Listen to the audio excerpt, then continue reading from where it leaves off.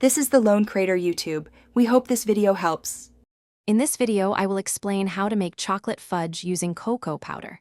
First, let's gather our ingredients. You'll need 3 cups of granulated sugar, 3/4 of a cup of unsweetened cocoa powder, and 1/8 of a teaspoon of salt.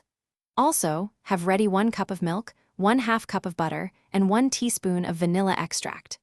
Don't forget to prepare an 8x8-inch pan, lining it with parchment paper for easy removal.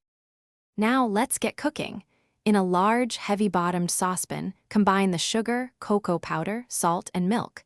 Stir these ingredients together over medium heat until the sugar dissolves. Bring the mixture to a full, rolling boil, stirring constantly to prevent scorching. Once boiling, continue to boil for exactly 5 minutes without stirring. After 5 minutes, remove the pan from the heat.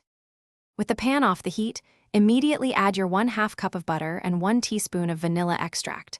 Do not stir them in yet. Let the mixture cool slightly for about 5 minutes.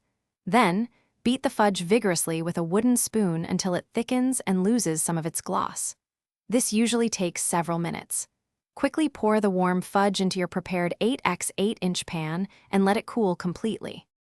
For truly perfect fudge, consider using a candy thermometer to ensure your mixture reaches 234 degrees Fahrenheit or the softball stage.